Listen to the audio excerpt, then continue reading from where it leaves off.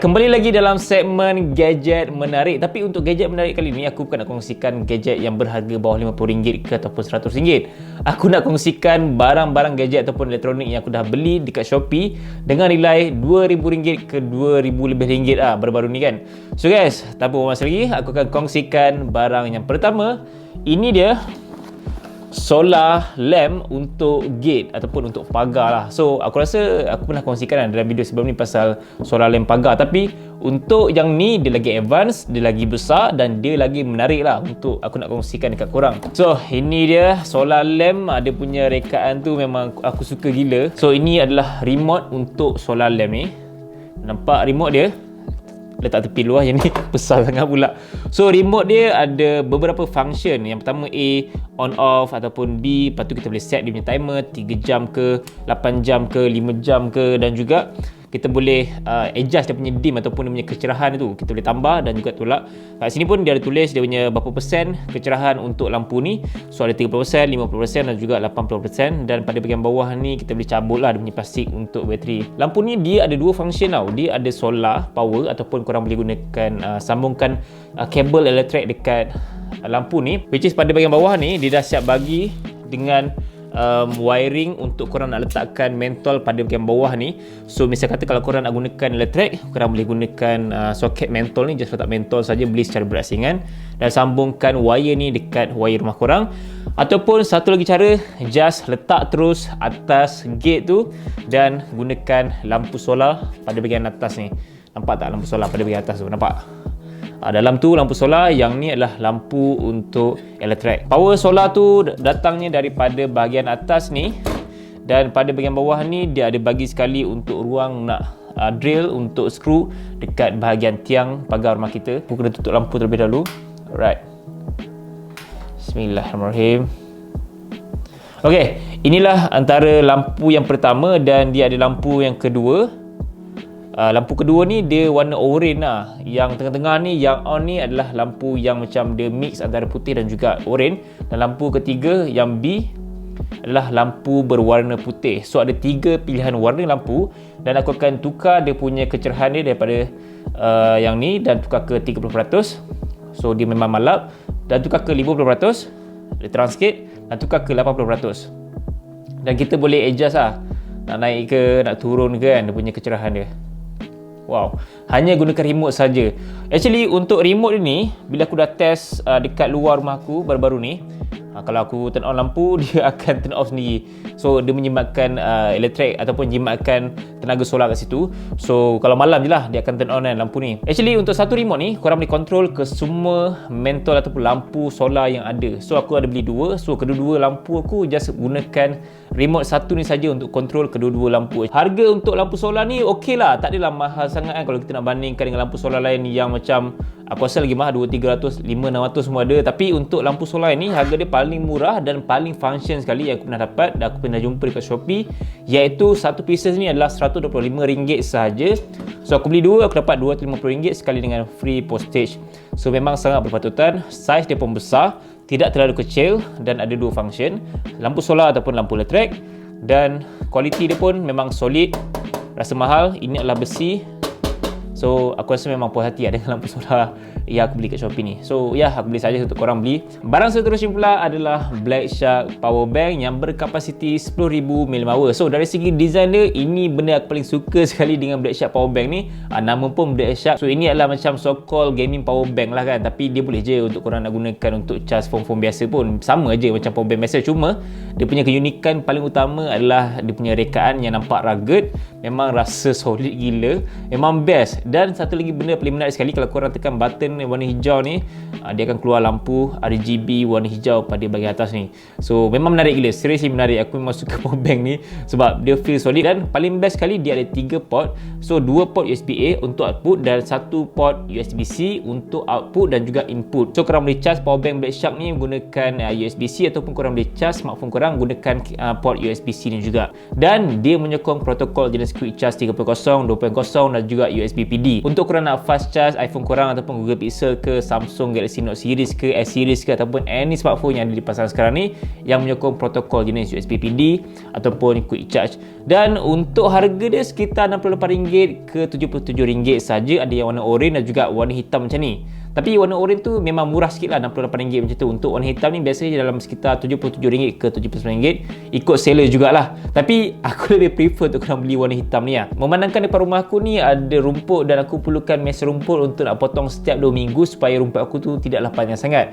So bila aku belik-belik dekat Shopee, aku jumpalah satu mesh rumput yang memang sangat affordable untuk harga dia, iaitu cordless grass trimmer ataupun grass cutter. First of all, dia ada banyak package lah. Ada yang paling basic sekali dan juga ada yang paling advance lah. Paling basic itu sebenarnya dia bagi basic barang je, macam bateri ke, dia punya mesin rumput tu sendiri, dan juga dia bagi blade sekali lah. So ada yang advance sikit, dia bagi extra bateri dan juga dia bagi extra blade. Tapi aku beli yang basic terlebih dahulu sebab aku nak cuba kan dia punya kehebatan dan power dia macam mana kan. So setakat hari ni bila aku dah gunakan cordless grass trimmer ni, memang aku sangat puas hati.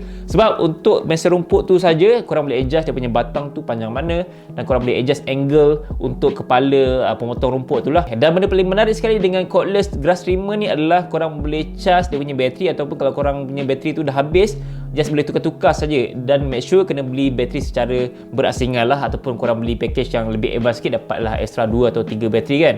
So kalau nak mesin rumput tu tak adalah risau bateri habis ke apa semua. Tapi kalau bateri habis sekalipun, korang boleh je charge untuk bateri tu. Dia bagi sekali dengan charger kot, 12 volt. So untuk bateri tu adalah 1500 mAh. So untuk laman yang kecil tu bolehlah habis satu bateri tu kan, untuk habiskan satu laman tu. Tapi kalau laman rumah korang tu besar gila, aku suggest untuk korang standby at least 2 bateri lah untuk nak habiskan satu laman tu untuk potong rumput. Dan untuk blade dia pula, dia ada bagi dalam 2 ke 3 jenis blade, iaitu ada yang plastik dan juga ada yang besi. So yang plastik tu memang dia akan patah ataupun dia akan macam tercabut lah daripada dia punya kedudukan tu kan. Sebab biasanya blade dia tu memang kalau kena batu kerap kali tu memang dia akan patah. So kalau patah tu memang kena tukar baru lah. Sebab biasanya dia akan bagi dalam 5 pieces blade macam tu lah, warna putih blade dia. So blade dia tu korang boleh beli secara berasingan juga kalau dah habis kan. Ataupun korang boleh gunakan yang besi, lebih tahan lasak, kalau kena batu tak adalah patah. Very simple lah aku rasa cara untuk tukar. Dia just gunakan nut saja untuk buka dan juga pasang, dan ada dia punya kedudukan dia untuk korang letakkan supaya benda tu ketat dan juga rapat. Untuk cara pegang ke ataupun untuk keselesaan ke, aku rasa memang just nice je untuk cordless grass trimmer ni, sebab dia punya berat dalam 1.2 kg macam tu je, dan dia ada handle dan juga dia ada button untuk korang nak turn on ataupun turn off. So button tu tu benda yang paling aku rasa macam agak susah sedikit lah, sebab korang nak kena always tekan dia punya button tu untuk nak turn on dia punya power tu lah. So kalau korang lepas, dia akan turn off secara automatik. So itulah benda yang aku rasa dia selamat, tapi dalam masa yang sama mungkin tangan korang akan cramp sedikit lah masa mula-mula pakai kan. Harga untuk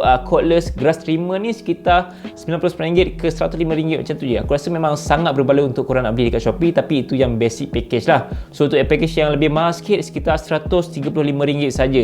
Barang seterusnya pula adalah Xiaomi Mi Box S 4K. So ini adalah salah satu barang yang memang wajib lah ada dekat rumah aku.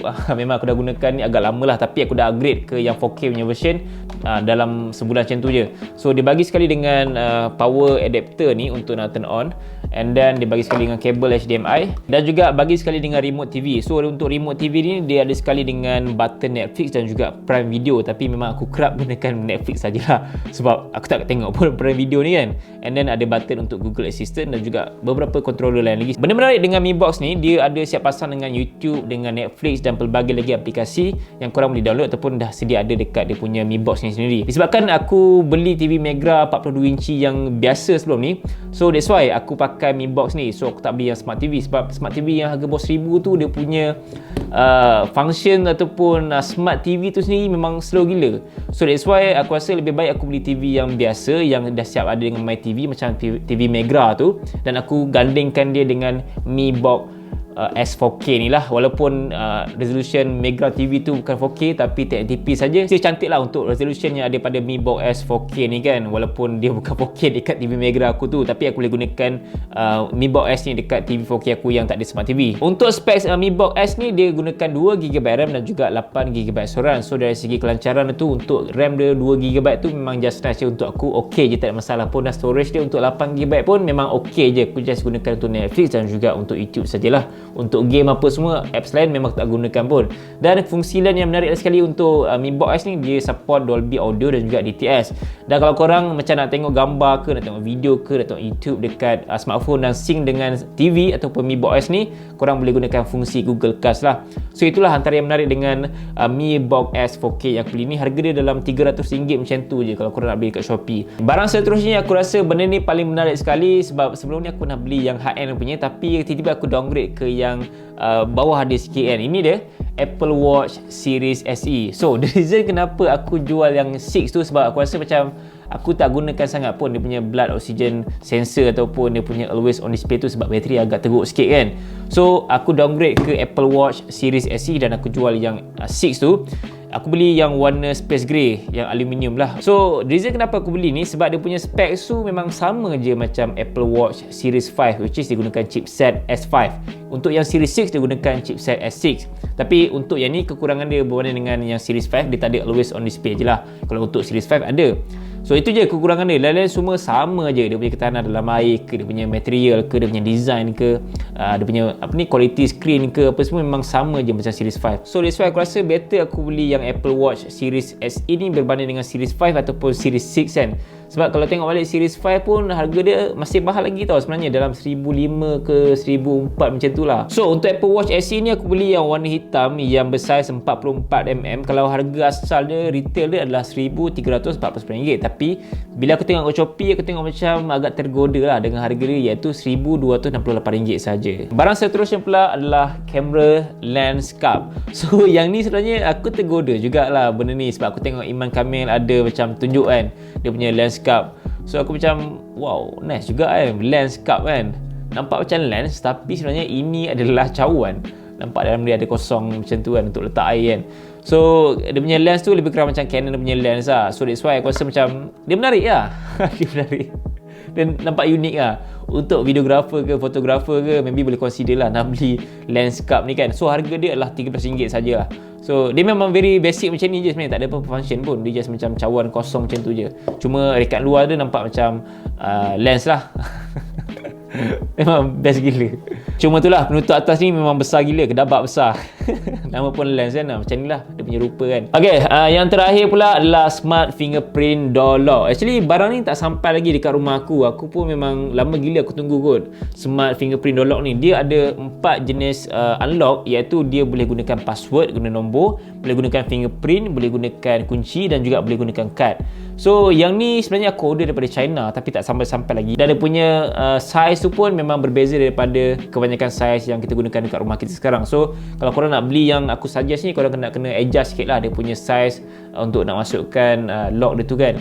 So maybe korang boleh panggil orang yang pakar lah untuk nak adjust size dekat pintu tu, ataupun maybe korang boleh DIY sendiri. Untuk yang benda ni juga, dia tak ada sambung dengan mana-mana wire ataupun elektrik. Dia just gunakan bateri saja, 4 pieces bateri AA. So itu tak bagi sekali korang nak kena beli secara berasing kan, murah je bateri tu. So warna dia pun memang nampak very mahal, very elegant, simple sebab dia warna hitam, dan dia punya material pun very solid. Dia gunakan besi, stainless steel tak silap aku, dan benda ni memang tahan lasak.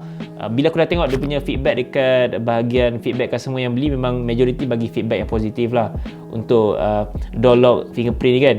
So aku rasa maybe kalau korang nak beli ataupun nak replace kunci rumah korang, nak lebih safety, aku memang recommend untuk beli. Actually untuk fingerprint door lock ni dia juga ada fungsi aplikasi juga tau, tapi aku tak pasti sama ada aplikasi dia tu boleh berfungsi sebagai untuk unlock ataupun lock, ataupun mungkin berfungsi untuk nak bagi notification untuk kita lah, yang menandakan ada orang masuk rumah kita kan.